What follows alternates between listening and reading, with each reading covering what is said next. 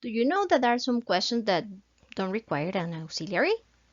Well, actually, this is what we're going to study today, questions without auxiliaries. Let's ask. Who painted the Gioconda? Which airport has a pet hotel? Who wrote the short story White Elephant?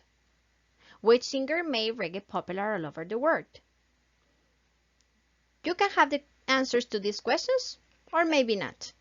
But what they have in common is that they have who, which airport, who, and which singer as subjects, right? So we can say that we have a sentence form in a question. Who is the subject? Painted the verb, and then we have complement. Which airport is the subject? Has is the verb, and then we have the complement. Who is the subject? Wrote is the verb, and then we have a complement. Which singer is the subject and made is the verb, and then we have the complement, right? So those are questions that don't require an auxiliary because the words, the WH words that we have at the beginning are acting as subjects. So what we have then is the verb in the correct form, past or present, depending on the information, that is going to give us the complete question, right? So they are questions, they don't require an auxiliary, and they are going to have the intonation in order to understand that we are asking questions.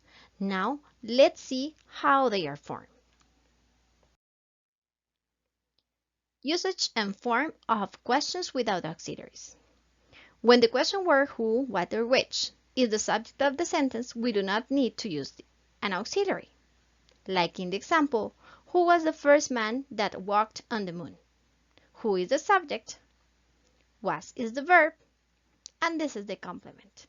It has a sentence form, but it is a question because it starts with the word who is acting as a subject and also as the question word.